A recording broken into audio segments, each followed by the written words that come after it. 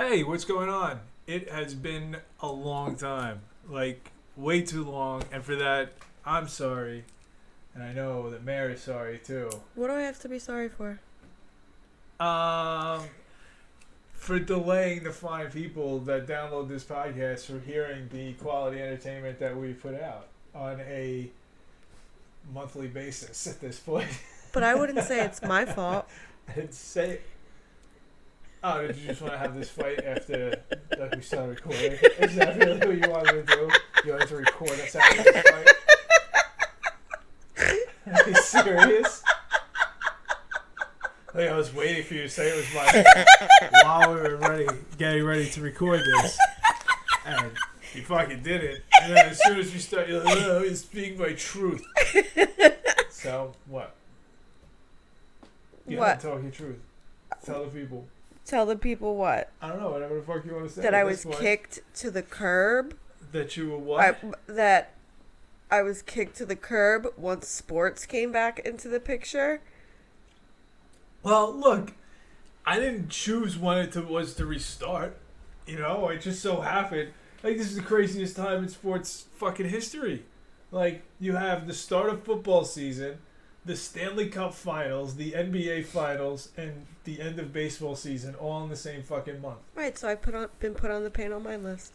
I'm just saying it's pretty fucking wild. And so we had started this because my sports podcast could no longer occur since there were no sports.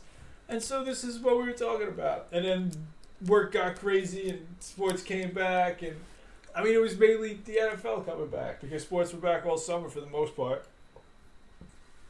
But it's, come on, off my back. All right, let's go. Let's talk about. So, another reason why she's sour is because we're not talking about the Real House. Oh, first of all, let's just talk about who the fuck we are right now. Like, I am Mike.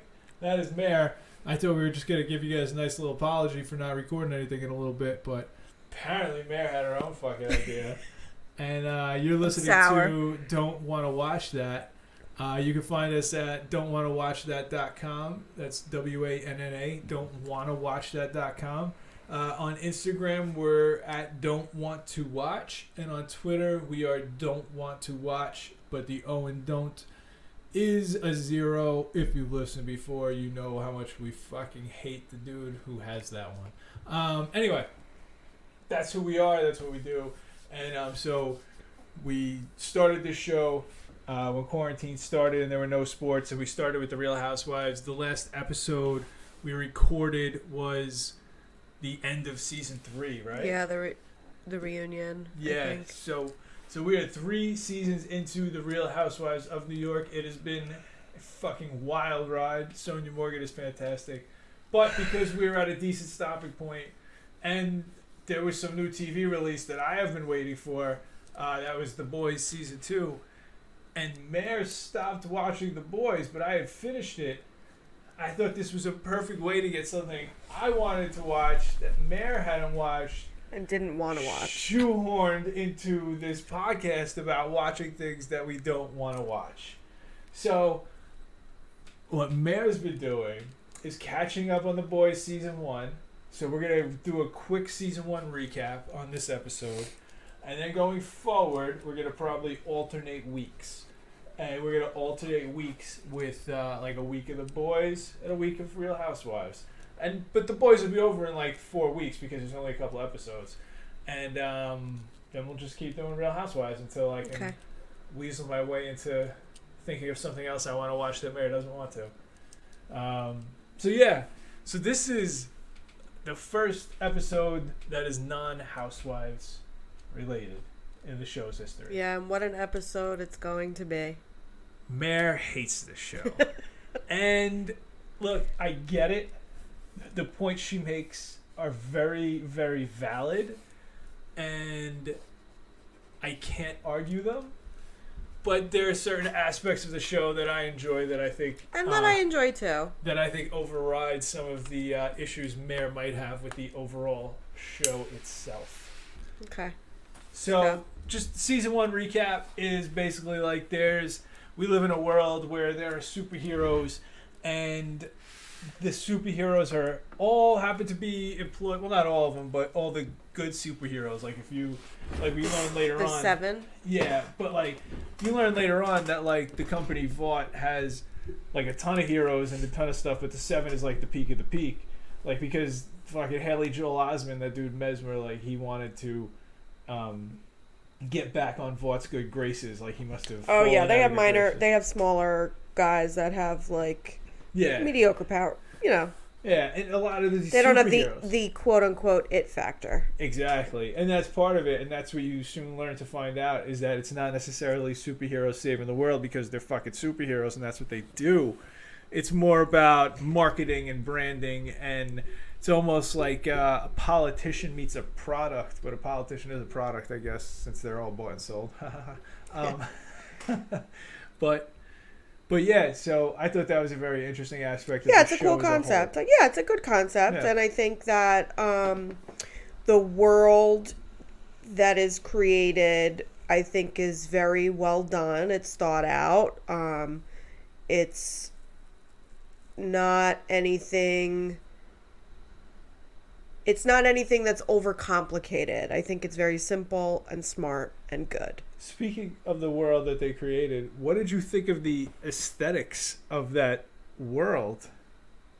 Why are you talking to me like that? You know how I feel about it. You're just setting me up. I'm curious what your thoughts are, and I'm sure that people are curious as well. Okay, here's my biggest beef. It's supposed to take place in New York City, and it looks nothing like New York City. Nothing. Not the train doesn't look like a fucking New York City subway. The city, Penn Station, it was either Penn Station or Port Authority. It looked like a fucking mall in Menlo Park. Like, it looked like like when I look at a scene that takes place in Port Authority or Penn Station, I want to be able to tell that it fucking smells like piss. Yeah. I want to see what is it? It's the Taco Bell, KFC, fast food place, the fucking that Thai store that's down there too. Where else? What else is down there that I want to see? People walking around with like 22-ounce cans. Yeah, of beer with in a paper bags. bag. It looks like a mall. It looks way too clean. Yeah, it definitely didn't have the grimy factor. Everything was way too I nice. have a serious problem with that. If you're gonna, I would rather them say, because I know that it's filmed in Canada. I almost rather them say that it takes place in Canada, or just don't. You don't have to say where it takes place at all. Say it's it could just be a make-believe city. That's why Gotham exists. Yeah, that's why. Which Gotham was filmed in Chicago, I believe. I think it was, yeah. And But or you could just say Chicago because there's less people there. You would believe it's a major headquarters, and less people would be pissed off that it doesn't really look like Chicago. New York is such an iconic city. Like, you see it on a screen. Maybe I'm being, what's the word? Overcritical? Overcritical. No, I'm not being overcritical. I don't think you are either. I don't think I'm being overcritical No, because New York is such an iconic city. You see, like, it just didn't even look like New York City streets to me at all. And it totally took me out of the story. It bothered me. Maybe I'm a New York snob. Maybe it's because we're from there and we lived in the city. But it just, oh, God. The subways had red velvet seats on them. Yeah, what fucking red... subway has red velvet seats? What are you doing? That would be terrible because that would just sop in all the homeless piss. Like, that inevitably gets on the seats. Like, they have to be plastic so they can get hosed down when they get to the fucking depot right by fucking Sheepshead Bay and, Yeah. or like Bay Parkway and shit like that. That's what has to happen. You got to power wash them out there in the boroughs. We don't have nice things. No, it's all shitty and it barely works, but we get there. That's how it is, though. But yeah, so that was aesthetically, it was kind of Bothered annoying. me so I totally much. do agree with you. It totally took me out of the movie. The way the show. The way I justified that aspect of it to myself is that in this world where superheroes somewhat exist by the grace of God, maybe that's how New York City looks. Maybe the superheroes have homeless people scared to piss on the subway, so they have red velvet seats in that world. No. No. Okay. No. No. No. No. No. No. No. No, it's, I mean, it's supposed to, like, I get it. It's this fictional world where superheroes exist, but Yeah.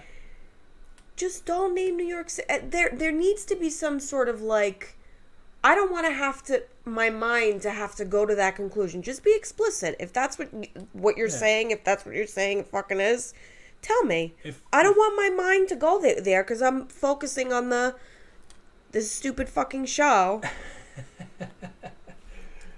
If you And say even you're gonna... wait, here's the fucking kicker. Here, I just thought of this right now. Uh-oh. It just came into my brain. Uh-oh. Huey, Yeah. who I'm guessing maybe lives in Queens with his father by the house. That's just a wild guess. Just because the house, like where they live. Yeah, you don't usually get a house like that close to the city. Maybe they're in Queens. Yeah, you're out in Queens somewhere. Right? Yeah, probably like Ridgewood or some shit. Yeah, I was going to say Ridgewood. But there's a lot of little, like, Billy Joel references, which, be still God my knows heart. she loves. Be still my heart. I love me some Billy Joel. I don't know where I was going with this. You're about to say how you... Well, love... it's just another little New York thing. Like, Billy Joel is New York. He is New York City. Yeah. Through and through. How dare you? What? How dare you include Billy Joel and you're not going to film in New York City? In real New York. In real New York. Where did they film it again? Ontario? Fucking Canada. Canada, right? Which is fine. That's fine, yeah. I have nothing against Canada, but say it's in Canada. Yeah, exactly. Or say it's in DC. It's nowhere. Make up a fucking city. I'd rather that, like... Yeah, no, I absolutely agree to go with you. along with this fictitious world of I think that superheroes would have and just bullshit. added to it, but I thought it was still good regardless. What? The Would show have added? as a whole. Yeah, it's good. I Yeah. think it's good. So, speaking of the show as a whole, like, we just, we're going to actually obviously have some spoilers because we're going to talk about season 1 as a whole. So, basically, the storyline pretty much, you start off, the whole thing revolves for the most part around that dude Huey that you mentioned. And it starts off by the superhero A-Train basically just running through his girlfriend and she explodes. And this That was guy, a cool scene. That was, right? Yeah. And so this guy Huey, he basically gets contacted by this other guy who's had this vendetta against the Supes for a while because he believed his wife to have been raped and killed by Homelander, the main superhero, and they link up and they wage war against the superheroes. Essentially, is what it boils down. Yeah, Huey's he's a good character. You know, he's kind of nerdy and dorky and smart and Yeah. you know, he's good. And his dad is played by Simon Pegg, and I Who we love. you know, anytime I get to see him quite on the screen. honestly, they're like his talent is wasted in that role as far as I'm concerned. I agree. I actually So I was like, as why much is as he I- even in it? As much as I love Simon Pegg, like I was like, I don't like this role for him. It's really like, Yeah, okay. he comes off like super lame. Like, dude, just don't even be in it. Like, I think Well, he's no. behind the scenes on the camera too, if I'm not mistaken. Oh, real? Is it his show? I think it might be. Oh, really? I think it might have something to do with him. I could be wrong. We should have probably looked this up. Look it up right now. I'm going to. But yeah, I like Huey. I think he's a decent character. He's definitely, you know, the anti-hero, obviously. Was a big fan of the Seven. I thought that was hilarious when they brought out when A-Train was coming to get him at his dad's house, like later in season 1, and A-Train's like, "Yo, you were a fan, you fucking loser." He was a fan. Well, I mean, No, I know. I appreciated it. yeah, he was a young. I mean, I get it. His story is he's a young man. He was working at an electronics shop, kind of smart. Had a girlfriend. They're getting ready to. Were they getting ready to move in together? I think take that's the what next step? Yeah, I think that's what it was about. So he was coming into his own, and now his world has been totally shattered by this lie he believed, you know, believing in superheroes, this big fat lie, kind of Yep. like what we're taught with our government and politicians and all that bullshit. You get to a certain age and you're just like, ugh, Everything's gross. everything is disgusting. Yeah, nothing from Simon Pegg, I guess. That was my bad. All right, so then again, this. Then it's even weirder. Yeah. His We're role doing is movies, wasted. Simon Pegg. We don't need you in this. Yeah. Yeah, Well, your it's just- talent's wasted here. Talent is totally wasted. I I do. What's the guy? The guy that plays. Who's the other guy? What's his name? What's the Butcher? character's name? Butcher. Thank you. The Yeah. Australian guy? The Australian guy. He's a good actor. He's kind of he's definitely a stereotype in this. It's like they plucked him out of like a 90s Yeah. action movie. Well, like you always get like The Crew, right? And you know what it kind of reminded me of? Do you remember that show The Strain? Yes. And it was like there was the old guy, and that's like kind of like a combination of like the guy Mother's Milk Well, and it's the like- guy Frenchie. And then you had Don't like get me started on Frenchie. Go like ahead. and then there was like in The Strain there was like the Hispanic guy who was like who was the Australian guy, and then there was the smart guy who was like the scientist from Yeah, it's a formula. yeah, but like that's who that whole It's like- crew kind of reminded me It's of. like Buffy. Yeah. What was your The beef Scooby with Gang. what was your beef with Frenchie? I don't know. I just like again it goes back to like the New York thing. Like I'm gonna stick my foot in my mouth right now. Go ahead, please. I mean, I wish it was a different ethnicity Okay. to represent New York right now. Okay. Like, are there a lot of fucking French gangsters hanging around? Like I don't French know. They're thugs operating behind the scenes and being in slick about New York City? No, you know where they are? In Canada. it. Yeah, Okay. that's a good point. That is a good They're in point. fucking Canada. They were showing their Canada cards with Frenchie, but I don't know if they necessarily took that into account when they were writing it. But that's okay, Like, fine. when they Whoever were the gonna writer is, film it. but But I hear what you're saying. Yes. you can't see me shaking my head right now, but I'm shaking my head right now, It's guys. terrifying.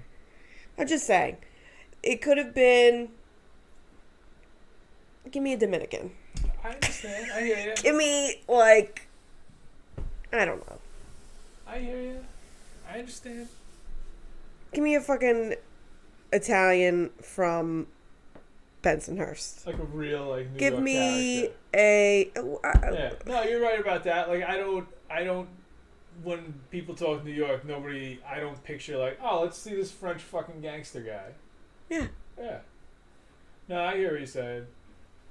That is more Canadian. And two of the French people, two of the French people that I knew from the city,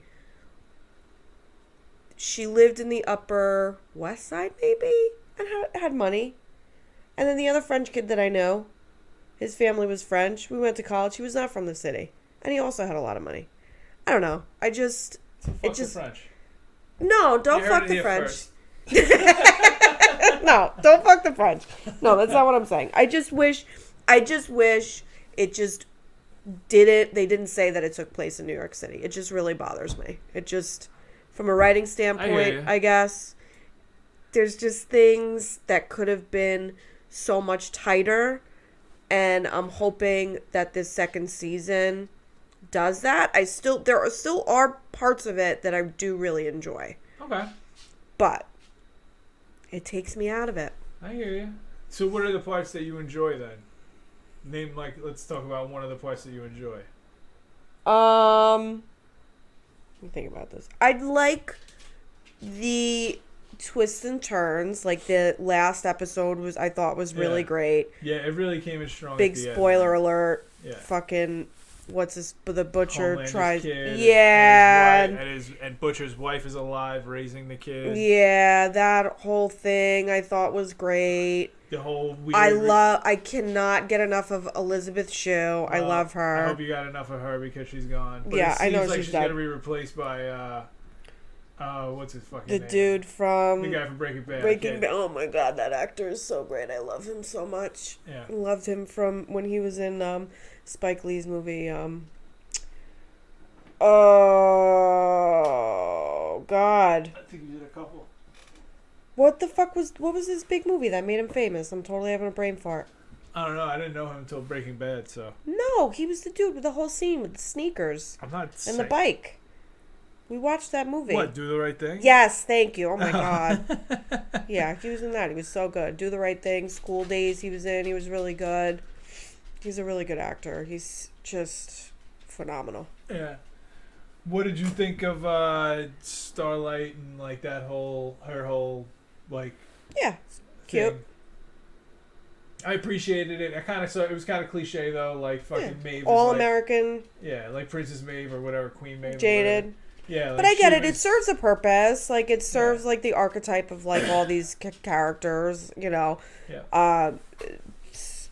Starlight is like this young American girl coming up and, you know, just pure and good and wants to do the right thing, wants to be a superhero and like, what's her face? The one that, Maeve? Yeah, Brave. I think it's Queen Maeve or Princess Maeve or something like Yeah, that. you know, like the Wonder Woman type who's been around for a while and is completely, you know, a jaded lesbian and I appreciated that part. That was to, a bit like, of a twist to that dynamic. Yeah. fucking have probably plastic creepy mommy sex with Homelander. Ugh. Though that was the other thing that that I creeped don't know if me they out. actually do it. I think they probably make it seem like that for the Probably, public. yeah, okay. Yeah, you know, but That whole not. storyline totally creeped me out. I also With understand. Homelander and Elizabeth Shue as the baby and stuff. where he had Yeah, the weird I baby get fetish. it. How it was necessary. He's got a whole mommy fetish because he was fucking Grown in in a lab and has no parental. But it was just gross. Like I thought some of the sex stuff was kind of gross. Like what's her face crushing that dude's head. Oh yeah, what's the name? Power Claw. Power Claw. Power Claw. And now your mom is like, Call me Power Man. Claw. Man. Jesus Christ. oh god. Now I'm putting those two together, it's terrible. Yeah. I don't think my mom saw that scene though. I was gonna say I don't think she did. I don't either. think she saw that scene. Yeah, her mom walked through and just saw that her name was Power Claw, and then ever since then she's been like texting me, like signing it Power Claw, like, "Time you gonna be home for dinner tonight, son?" ... Power Claw. Power Claw.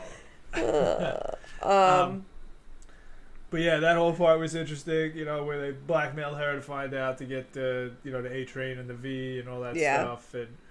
Yeah, I thought the storyline itself was It's good. Was very good. It was It was good. entertaining. It kept me going. Frenchie falling in love. What's the girl's name? I'm terrible with characters' Kamiko, names. I think it was. Yeah. That was yeah. is That like was kind of weird. no, I don't think it was weird. It's just like, okay, whatever. He's Nah. falling in love with her. She Okay. doesn't speak words. Yeah, Like, she's like a caged animal, and Frenchie's gonna save her. Yeah. Fucking eat it, dick. Yeah. And then I like the idea of. I also like the way they showed like government negotiations, I guess you could say, with private companies, and Yeah. how Yep. when it comes to giant deals like that, and that there's a lot of fucking dirty shit that goes on. Yeah.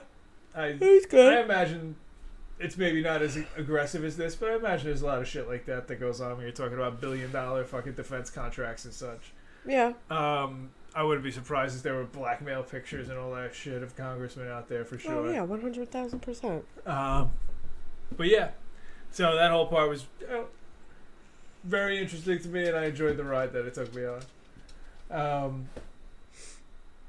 Yeah, and then the big reveal was that the superheroes that were thought to be blessed by God and such, they were just injected by this fucking compound V, and at birth. Using God as a what would you say, like a shield, or not a shield, like a as the reason, as the reason. justification. Thank you. Yeah, Justification see, that's what I was looking for their divine right to be superheroes. Yeah. It's very parallel to what's going on right now, and Yeah, I also thought it was. I gotta say, like, it was definitely put together, I think, with a bit of a political agenda in mind for sure, because it shows the evil side, to be, hey, the evil side to be evil. Yeah, the evil side to be evil. I mean, it is the evil side. Don't get me wrong. Well, you just mean the powers that be, and just how corrupt and. Well, I meant like the soups are kind of the bad guys. The military is, I guess it does paint like the military as like the better option to like some weird private company. So that's. But there are these weird private military contractors that are out there that would love to take the place of the army and take giant fat army fucking money and shit like that. Ugh, so depressing. Yeah, it's pretty weird. And then you overpay for all that shit. I was in the government. I know that stuff. I know that instead of buying something for $4.99 on Amazon, that there's a certain fucking website you have to go to, and it's like $22 there. You're like, I could save $18 right here. But whatever. That got a little off the rails about government spending. So there was like we talked about it already, but like that scene where A-Train ran through Huey's girlfriend to kind of open the show off. That was pretty fucking gory, and there were a lot of people blowing up. Unnecessarily. I turned my head every time. I didn't want to say it. Unnecessarily? Too much. Too much, you think? Yeah, it's too much. Which one, like if you had to rank, what was the best one? I don't know, because I turned my head. But you said the girlfriend blowing up was like well done. And I never said that. I thought you said you thought it was good. Oh, you mean the girl? Yeah, the girlfriend blowing up. I thought that was, well, because it was such a jarring scene. I mean, it just showed how fragile life is, and you think that you're going in one direction, and you think that things are going to be wonderful and great, and then the most important person in your life just fucking dies, and it just completely changes everything, and it puts him on a path that's very dark and dreary, quite frankly. I thought about how people were blood balloons. Just one thing could just blow through, and then we just explode into a pool of liquid. Yeah, it's gory. Yeah. But there was outside of that, and saw that scene, and then the power claw scene when she popped his head. Yeah, popped his head. And then after that, I just turned my head because it was too much. What about like where Translucent blew up, where they stuck the dynamite up his asshole? I turned my head. That was awesome. I turned my head. I didn't see that either.